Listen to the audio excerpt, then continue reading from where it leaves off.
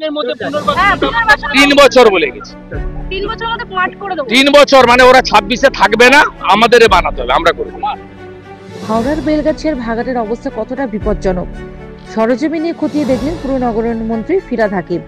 আগামী 2-3 বছরের মধ্যে ওই জায়গার সমস্ত বর্জ্য সরিয়ে ফেলার আশ্বাস দিয়েছেন ফিরহাদ। যাদের বাড়ি ধসে গিয়েছে তাদের পুনর্বাসনের ব্যাপারেও আশ্বাস দেওয়া হয়েছে। পাল্টা বেলগাছিয়ার বিস্তীর্ণ এলাকার মানুষের এই ভোগান্তি সম্পূর্ণ দায় রাজ্য সরকারের বলে দাবি করলেন বিরোধী দলনেতা শুভেন্দু অধিকারী। এলাকা পরিদর্শনে গিয়ে পুলিশের সঙ্গে এক জায়গায় ধস্তাধস্তিতে তার আঘাত লেগেছে বলে দাবি করেছেন শুভেন্দু। রবিবারই একটি উচ্চ পর্যায়ে বৈঠক করেন হাওড়া জেলা শাসক, হাওড়া পুর আধিকারিকরা এবং যাদবপুর বিশ্ববিদ্যালয়ের অধ্যাপকরা। সেখানে সিদ্ধান্ত নেওয়া হয় ধীরে ধীরে ওই এলাকার জঞ্জাল সরানো হবে, পাশাপাশি দ্রুত সয়েল টেস্টিং শুরু হবে, বায়োমাইনিং পদ্ধতিতে কাজ করবে প্রশাসন। সোমবার সকালে সে কাজ খতিয়ে দেখতে চান ফিরহাদ হাকিম। ফিরহাদ বলেন, এখানে পুরো অঞ্চলটাই ভাগাড়, এখানে কোনো মাটি নেই, মানুষ অবৈধভাবে বসতি গড়ে তুলেছিল, তাই খালি জমি চিহ্নিত করে সেখানে পুনর্বাসনের ব্যবস্থা করা হবে। পৌরসভা চিরকালই ঘর করে দিচ্ছে।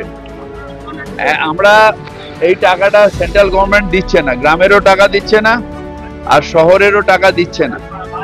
তা আমরা এখন নিজেদের ফান্ড দিয়ে এগুলো করছি, এদেরও ঘর করে দেবো, কিন্তু এখানে সয়েলটাই ডিসব্যালেন্স হয়ে রয়েছে।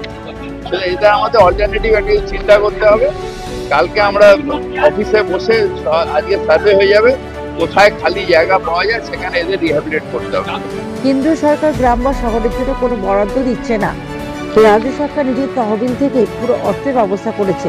মন্ত্রী জানান, এই পুরো প্রক্রিয়া সম্পন্ন হতে 2-3 বছর সময় লাগবে, তবে বায়োমাইনিং পদ্ধতির মাধ্যমে দ্রুত ভাগা সরানোর কাজ চলবে। তার বক্তব্য, নগর উন্নয়ন দপ্তর এবং কেন্দ্রীয় যৌথভাবে সিদ্ধান্ত নিয়েছে এখানে পোর্টেবল কম্প্যাক্টর বসানোর মতো জায়গা কোথায় পাওয়া যেতে পারে সেই নিয়ে দ্রুত কর্মসূচি নেওয়া হবে।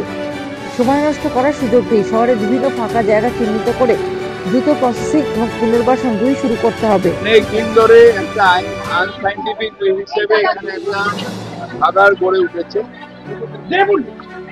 যেটার পাশে কিছু এনক্রোচার বসেছে, কারণ গরিব মানুষ যাবার জায়গা। এই ভাগাড়টা যখন আমরা কাটছি কিছু কিছু জায়গায় লুজ হয়ে যাচ্ছে, হয়ে গিয়ে এটা ভেঙে ভেঙে পড়ছে। সেটার প্রেসারে যেটা সয়েল মানে মাটির সয়েল না, এই ভাগাড়টা এই পর্যন্তই ছিল, এই সয়েল গুলো নড়লো, নড়ার পরে ফাটল ধরে গেল। জলের রেস্টোরেশন হয়ে গেছে, শুধু এখান থেকে বালির একটা 400 মিটারের লাইন, সেটা আমি বলেছি কালকের মধ্যে রেস্টোর করে দিতে। মুখ্যমন্ত্রী পরিদর্শনে কয়েক ঘন্টা পরে বেলগাছিয়া ভাগাড় এলাকায় যান বিরোধী দলনেতা শুভেন্দু অধিকারী। রাজ্য সরকারকে শুভেন্দু বলেন, বাম আমলে হাওড়া থেকে সমস্ত কলকারখানা বন্ধ করে দেওয়া হয়েছিল, যা বাকি আছে এটা শেষ করে দিচ্ছে। মানুষের জন্য জল বিদ্যুতের ব্যবস্থা করতে পারছে না, ততদিন পর্যন্ত প্রতিটি পরিবারকে 20 লিটার পানীয় জলের ব্যবস্থা বিজেপি করবে বলে আশ্বাস দেন বিরোধী দলনেতা। মানুষগুলো কিভাবে আছে এটা কার দায়িত্ব? কর্পোরেশন, রাজ্য সরকার, নগর উন্নয়ন মন্ত্রক, স্থানীয় প্রশাসনের দায়িত্ব। আপনারা কাল থেকে লোকগুলো খাওয়ার তো দূরের কথা, জল দেয়নি, তাদেরকে সেফ জায়গায়।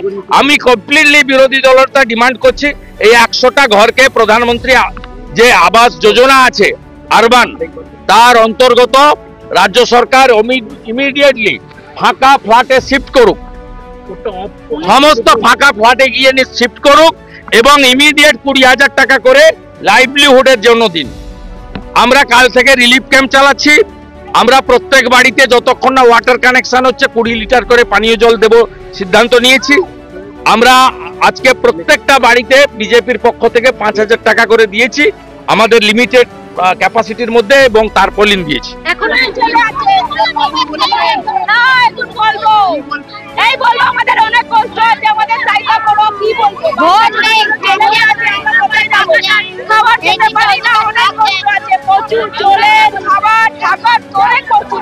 Bureau report, United India news.